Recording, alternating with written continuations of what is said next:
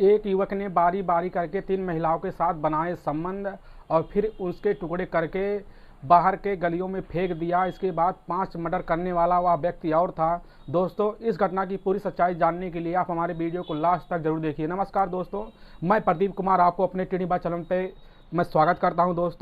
दोस्तों आज की यह जो घटना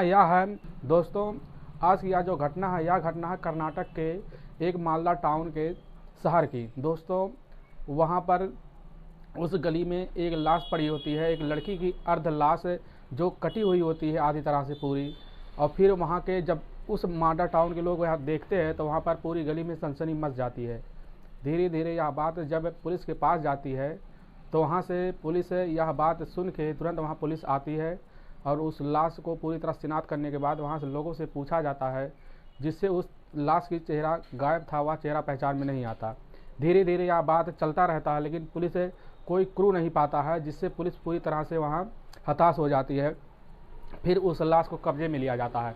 लेने के बाद दोस्तों फिर पुलिस के पास दोबारा फ़ोन आता है कि दूसरी गली में एक अर्धनग्न लाश पड़ी हुई आधी पूरी तरह से कटी हुई है, जो कि उसके चेहरे पड़े हैं, लेकिन सरकार इससे यह अंदाज़ा लगा सकता कि वह जो लाश है वह उसी लड़की की लाश हो सकते हैं।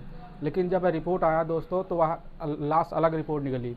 फिर थोड़ी दिन बाद 1-2 दिन बाद फिर यह मामला सामने आया। पुलिस के पास फ़ोन आता है दोबारा कि वहाँ पर एक पूरी तरह से जली हुई लाश पड़ी है, तो जिससे पुलिस सुन के यह दंग रह जाती है, आखिर यह हो क्या रहा है शहर में। तो वहाँ पुलिस उस लाश को भी कब्जे में लेती है। दोस्तों, पुलिस इस मामले की पूरी तरह से छानबीन कर ही रही थी कि तभी वहाँ के पास के गांव में एक और होता है कि वहाँ पर किसी का लाश पड़ा है, लेकिन उस लाश का उससे कोई लेन देन नहीं था, इसलिए इस लाश को ना कोई सबूत मिला ना कोई गवाह, उस लाश को भी दबा दिया गया। दोस्तों, फिर पुलिस पूरी तरह से जांच पड़ताल करने में जुट गई और करते करते दोस्तों पुलिस एक दिन उसी में से एक जो लड़की थी उनके घर पहुंची और वहां फ़ोटो में सिर्फ उस लड़की के कपड़े दिखते हैं। तो वह देखने के बाद घर वाले पहचान लेते, वह कहते हैं मेरी ही लड़की है। तो उस घर वाले रोने लगते हैं।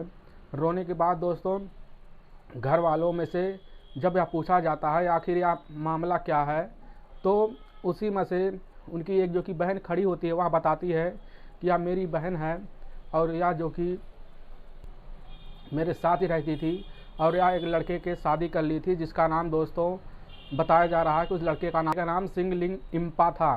सिंगलिंग इम्पा वह लड़की जो कि उससे मिला जुला करती थी। फिर उस लड़के से जब सिंगलिंपा से पूछा जाता है इस मामले में तो वह लड़का कहता है इसको मैं नहीं जानती।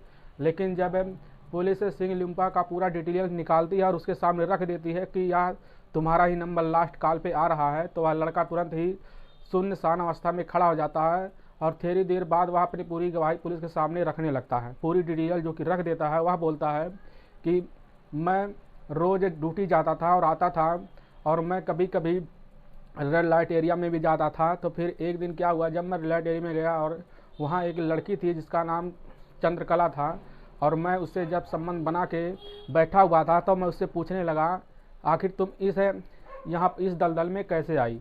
तो वह लड़की बोलती है साहब मेरा कोई नहीं सुनता, बस यहाँ सब ग्राहक ही आते हैं और चले जाते हैं। आप ऐसे व्यक्ति हैं जो आप मेरे बारे में ऐसी बात सोच रहे हैं। तो यह बात सुन के वह जो कि सिंगमरियम्पा बहुत आश्चर्यचकित हो जाता है और वह लड़की बोलती है साहब मुझे यहाँ पर 3 लड़की और 5 लड़कों ने लाके यहाँ पर ढकेल दिया। तो सिंगमरियम्पा बोलता है कि अगर मैं तीनों लड़कियों 5 लड़कों को मार के तुम्हारे सामने रख दूं तो क्या तुम मेरे साथ रहने के लिए तैयार हो। तो वह लड़की तुरंत ही मुस्कुराने लगी और वह खुश हो जाती है, कहती हाँ मैं तैयार हूँ। इसीलिए वह जो कि वह कहता है, फिर सिंगमरियम्पा कहता कि जो है फिर मैंने बारी बारी करके जब एक लड़की को पहले वाले को मारा और ला के यहाँ चंद्रकला के सामने रखा, तो चंद्रकला भी इस चीज़ की पूरी तरह सपोर्ट करती, वह खुश हो गई कि हाँ मेरी यही लड़की थी। फिर धीरे धीरे दूसरे दिन फिर मैंने हम प्लान बनाया, उसके चौथे दिन फिर यहाँ मर्डर किया और वह जब मर्डर किया मैंने तो वह लड़की को मैंने ले गया वहाँ पर एक होटल में, उसके साथ संबंध बनाने के बाद उसको वहीं पर हमने मार के तुरंत उसके लाश को ठिकाने में लगाने के लिए चंद्रकला को बुला लिया और चंद्रकला भी साथ हमारी देकर उस लाश को पूरी तरह से ठिकाने लगाई। फिर धीरे धीरे यह चलता रहा। फिर कुछ दिन बाद हम एक लड़की को फिर अपने जाल में फंसा कर उसको भी ले जाकर इसी तरह से संबंध बना के फिर उसी तरह से उसको मार के पूरी तरह से, और वहाँ के जो पास में गली था उसी में मार दिए थे। तो साहब ने कहा वह जो चौथी लाश थी वह किसकी थी? तो वह कहता है इसके बारे में हमें कुछ नहीं पता है, यह लाश किसकी थी।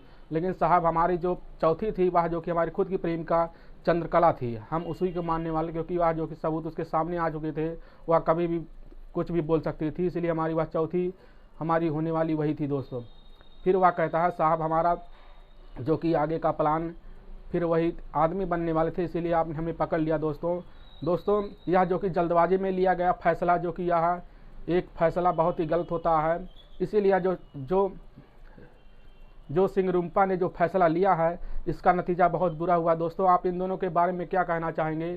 चंद्रकला ने क्या यह सही फैसला किया कि यह फैसला जो कि तिरुमरमप्पा के हवाले करके उससे अपनी जान छुड़ानी चाहे? दोस्तों आप जो भी कमेंट में करना चाहे दोस्तों कर सकते हैं, और इस वीडियो को ज़्यादा से ज़्यादा शेयर करें ताकि हम आपके बहुत आभारी रहें दोस्तों अगर आपको हमारा वीडियो पसंद आ रहा तो मेरे को लाइक और शेयर जरूर कर लें। तब तक के लिए राम राम, जय हिंद दोस्तों।